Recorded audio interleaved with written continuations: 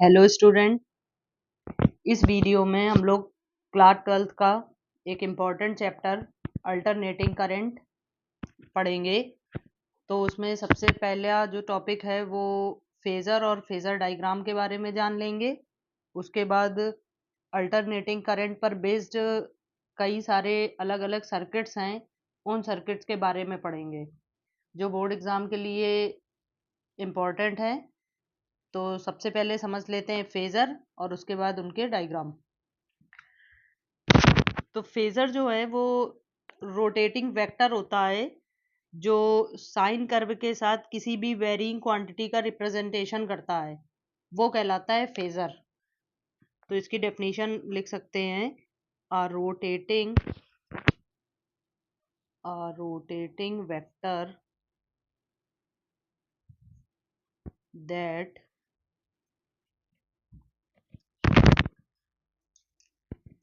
represents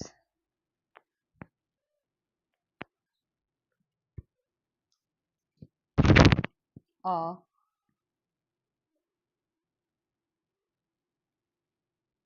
sinusoidally, इसका मतलब होता है साइन कर्व के साथ varying quantity is called a phasor.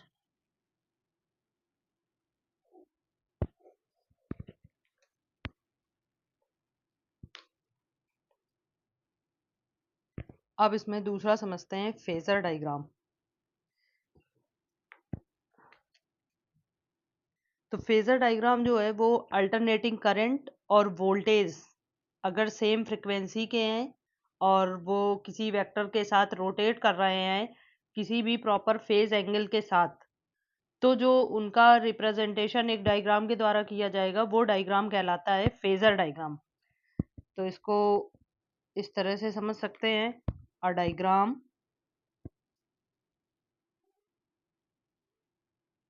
That represents alternating current and voltage of same frequency as rotating vector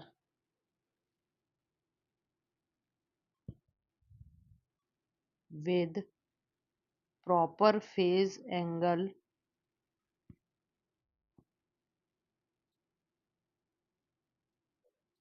between them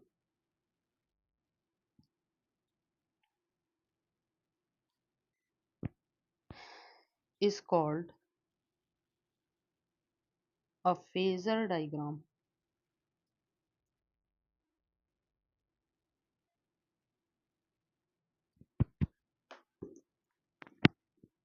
तो alternating current पर based जो भी अलग अलग सर्किट्स आगे पढ़ेंगे उनके लिए इन दोनों टर्म्स का पता होना बहुत ज़रूरी है, क्योंकि उनमें इन दोनों का यूज़ होता है फेज़र और फेज़र डायग्राम का।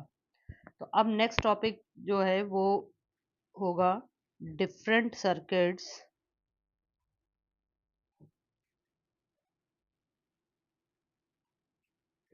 बेस्ड ऑन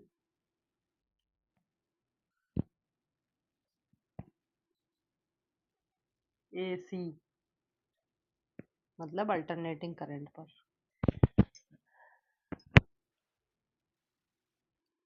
तो इसमें सबसे पहले समझ लेते हैं कि कितने सर्किट पढ़ने हैं और कौन कौन से हैं, जिसमें से सबसे पहला होगा सर्किट containing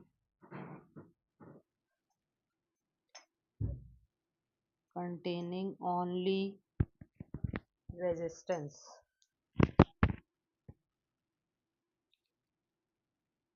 मतलब आर। कोई सर्किट है जिसमें सिर्फ एक रेजिस्टेंस लगा हुआ है तो उसकी अल्टरनेटिंग करंट और वोल्टेज में क्या चेंजमेंट है वो देखा जाता है। दूसरा होता है circuit containing only capacitance, capital C. उसके बाद है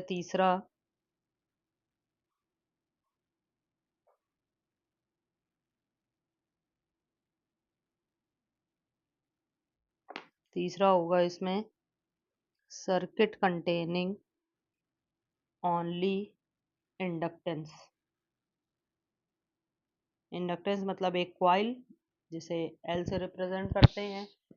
उसके बाद हो जाएगा अगला, यही तीन जो है इनको एक एक मतलब दो दो को एक साथ लेकर पेयर बनाएंगे तो हो जाएगा सर्किट कंटेनिंग एल एंड सी, तो हो जाएगा ये एल सी सर्किट।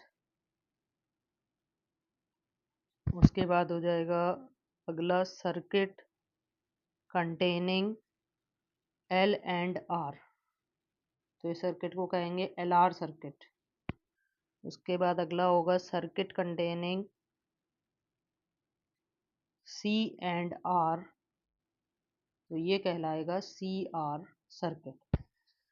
अब लास्ट सर्किट है जिसमें तीनों जो हैं वो एक साथ सीरीज में लगाए जाएंगे, तो हो जाएगा circuit containing L comma C and R, तो इसको कहेंगे एल सी आर सर्किट।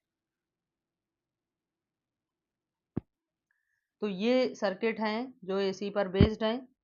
अब इनके बारे में पढ़ना है कि अगर एक रेजिस्टेंस लगा है तो इसमें जो भी ईएमएफ अप्लाई किया जाएगा तो उसमें जो करंट का वेरिएशन है वो देखना है फेज एंगल के साथ। तो अब एक एक करके ये सर्किट से समझ लेते हैं, जिसमें से सबसे पहला सर्किट है सर्किट कंटेनिंग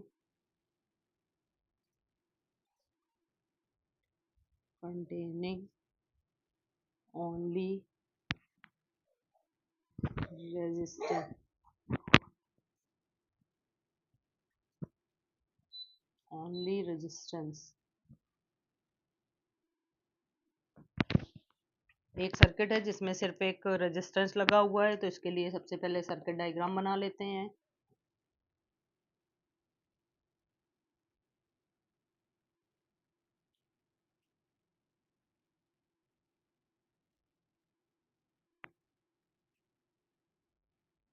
ये हो गया अप्लाइड ईएमएफ जो होता है E is equal to E naught sine omega T, और ये है रेजिस्टेंस।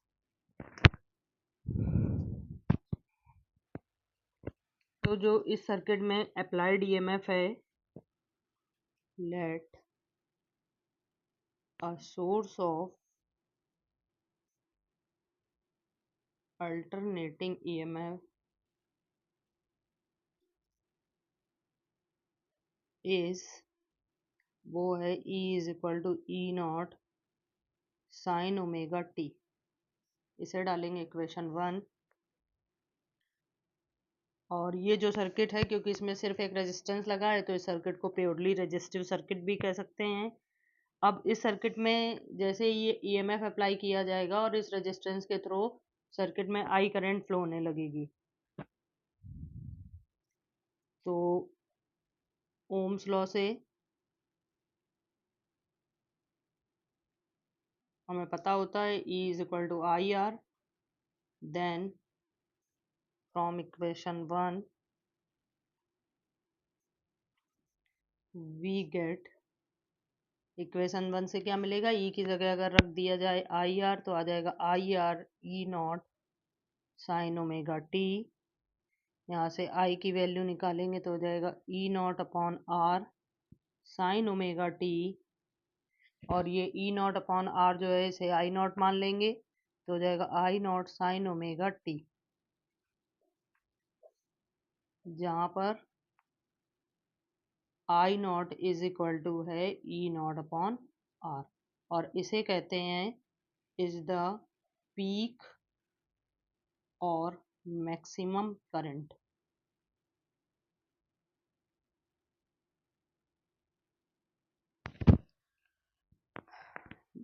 इसे डालेंगे इक्वेशन 1। अब अगर इक्वेशन 1 और 2 की कंपेयर की जाए तो ये दोनों इक्वेशन जो हैं वो सेम है, इनमें कोई भी फेज एंगल का डिफरेंस नहीं आया है। तो इनसे हम कह सकते हैं कि जो करंट और ईएमएफ है वो सेम फेज में है, तो इसको बता देंगे। Now from equation 1 and 2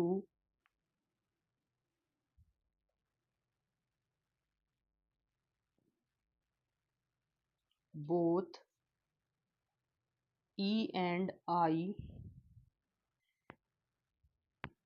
are in same phase।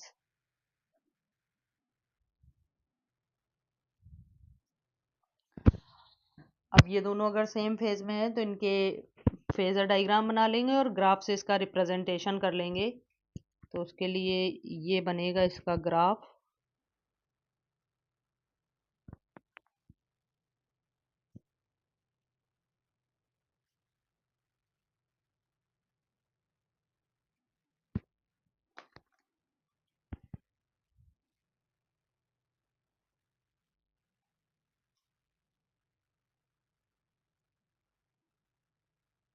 इसमें से ये हो गया ईएमएफ और ये हो गई करंट आई। ये हो जाएगा e not peak value EMF की, और ये आई नॉट करंट की पीक वैल्यू हो गई। और ये जो है वो ग्राफ है, graph of E and I with omega T. अब बनाएंगे इसका फेजर डायग्राम।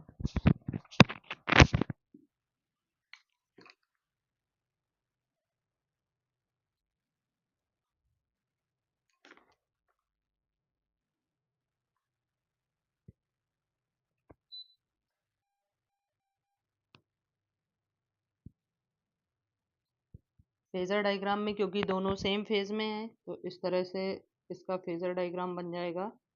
दोनों को वेक्टर से रिप्रेजेंट कर दिया जाएगा और इनमें इनकी पीक वैल्यू लिख लेंगे।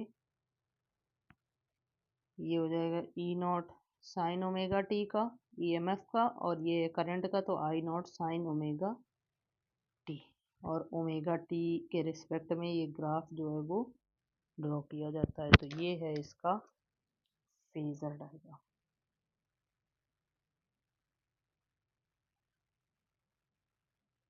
तो ये कंप्लीट हुआ एक सर्किट जिसमें सिर्फ एक रेजिस्टेंस लगा हुआ है, और इसके रिजल्ट में देखा कि अगर किसी भी सर्किट में एक रेजिस्टेंस लगा हुआ है तो उस केस में जो अप्लाइड ईएमएफ होता है और करंट जो फ्लो होती है सर्किट में, दोनों जो हैं सेम फेज में होते हैं, इनमें कोई भी फेज डिफरेंस नहीं होता है। सेकंड है AC circuit containing only an inductance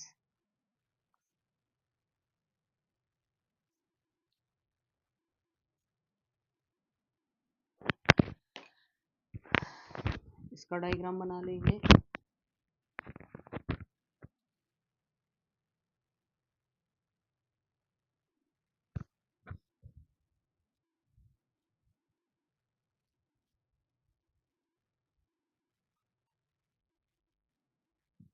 ये है इंडक्टेंस, एक कॉइल। इसमें ये जो अप्लाइड ईएमएफ है एसी होता है तो इसलिए एसी को इस तरह से रिप्रेजेंट करते हैं, जो होता है E is equal to E naught sine omega T. अब इसमें क्या होता है इसको सॉल्व करके समझ लेंगे। तो इसमें जब ये ईएमएफ अप्लाई किया जाता है तो जो भी इंडक्टर होता है इसमें एक बैक ईएमएफ और प्रोड्यूस हो जाता है, और वो बैक ईएमएफ और ये अप्लाइड ईएमएफ दोनों का जो नेट इंस्टेंटेनियस ईएमएफ होता है वो होता है ज़ीरो के इक्वल। तो इस कंडीशन को लेकर के सॉल्व करते जाएंगे और इसकी करंट निकालेंगे और देखते हैं कि इसमें कोई फेज एंगल आएगा या नहीं। तो सबसे पहले let an alternating EMF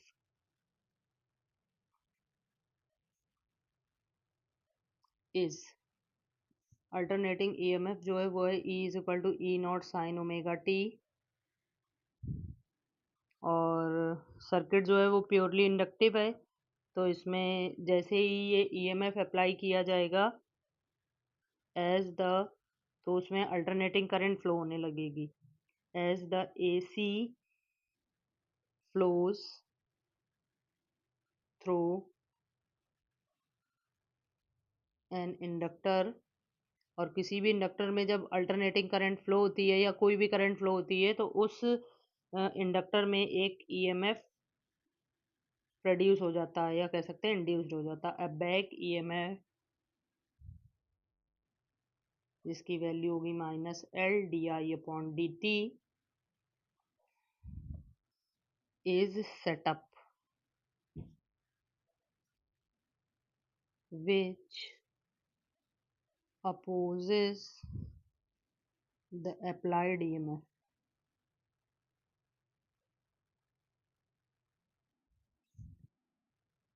So net instantaneous EMF हो जाएगा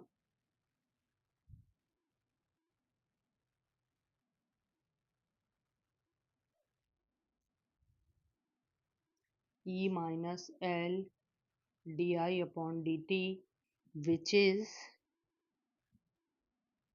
which must be 0 because 0 इसलिए होगा क्योंकि यहाँ पर कोई रेजिस्टेंस नहीं। अगर रेजिस्टेंस होता तो ये नेट ईएमएफ जो है वो ओम्स लॉ के अकॉर्डिंग आई आर के इक्वल होकर के सॉल्व हो जाता, बट यहाँ पर कोई रेजिस्टेंस नहीं है, और रेजिस्टेंस ना होने की वजह से ये जो नेट इंस्टेंटेनियस ईएमएफ है वो 0 होगा, because there is no resistance. तो यहाँ से हो जाएगा E-L/di/dt इज इक्वल टू 0।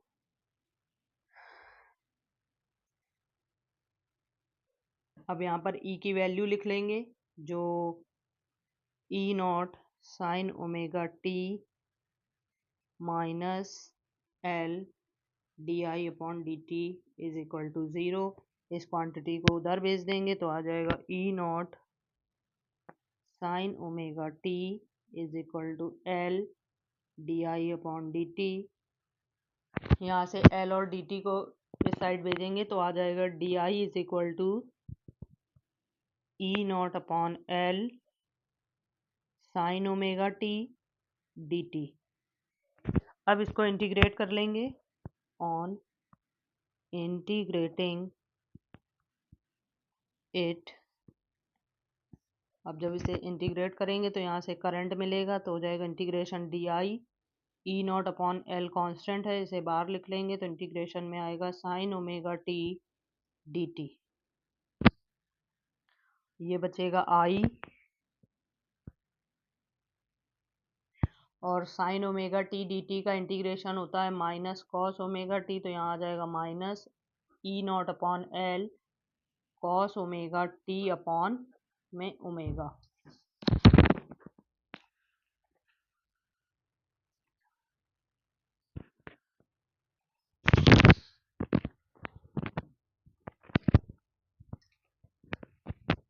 तो इस कॉस वाले टर्म को साइन में कन्वर्ट करना होगा, क्योंकि जो अप्लाइड ईएमएफ है वो साइन के फॉर्म की इक्वेशन या साइन के फॉर्म में अप्लाई किया जाता है, तो जो करंट वाली इक्वेशन है उसको भी साइन के फॉर्म में ही लिखना होगा, तब दोनों का कंपेयर करके फेज डिफरेंस देखा जाता है।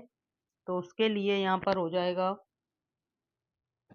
माइनस E0/ओमेगा L कॉस ओमेगा टी लिखेंगे, जहाँ पर इसको अभी कंसीडर कर लेंगे, ये हो जाएगा I0 cos omega T, where I0 is equal to E0/omega L is the peak current।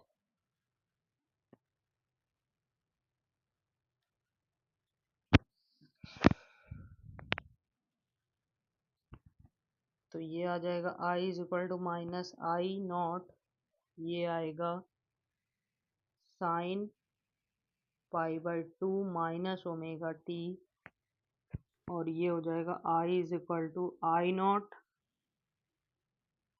Minus जो था उसका अंदर मल्टीप्लाई करेंगे तो ये आ जाएगा sign omega T minus pi by 2, और ये हो गई इक्वेशन 2। अब अगर ईएमएफ और करंट की इक्वेशन का कंपेयर करेंगे तो इन दोनों इक्वेशन को कंपेयर करने पर जो फेज डिफरेंस आया वो पाई बाई 2 का है और माइनस में आ रहा है। तो इसका मतलब है जो वोल्टेज होगा वो करंट से 90 डिग्री फेज से पहले मैक्सिमम हो जाएगा और करंट जो है वो 90 डिग्री के फेज से बाद में मैक्सिमम वैल्यू अटेन करेगी। तो अब इसका रिजल्ट समझ लेते हैं और इसका फेजर डायग्राम बनाएंगे। नाउ फ्रॉम इक्वेशन 1 एंड 2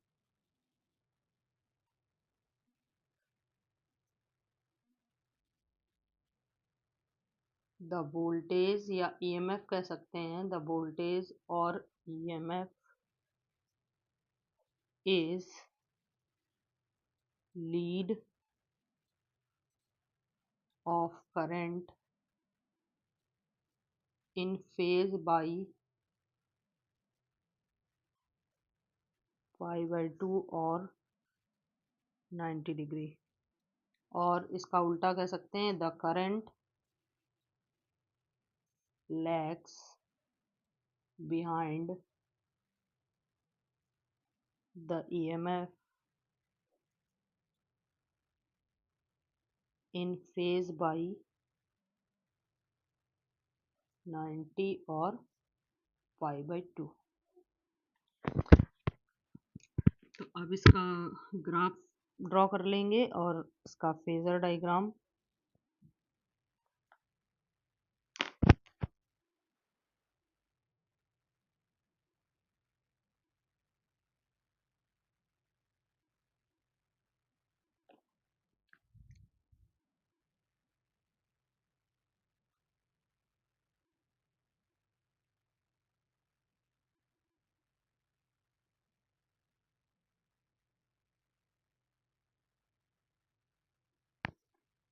ये है ईएमएफ का ग्राफ और ये 90 डिग्री के फेज से लैग करती हुई करंट का ग्राफ। ये इनकी पीक वैल्यू हो जाएंगी ई नॉट और ये इसकी पीक वैल्यू हो जाएगी आई नॉट। और ये ग्राफ जो है ओमेगा टी के रिस्पेक्ट में ड्रॉ किया जाता है। और इसका अब समझेंगे फेजर डायग्राम।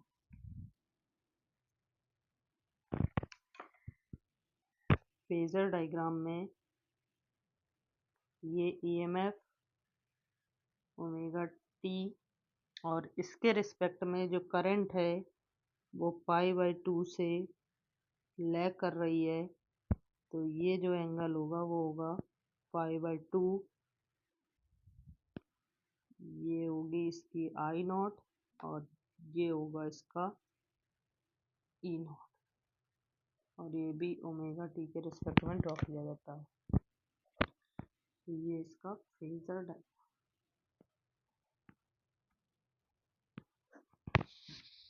तो इस वीडियो में आपके अल्टरनेटिंग करंट पर बेस्ड 2 सर्किट जो हैं वो कंप्लीट किए गए हैं और बाकी के जो सर्किट हैं वो आपको नेक्स्ट वीडियो में मिलेंगे।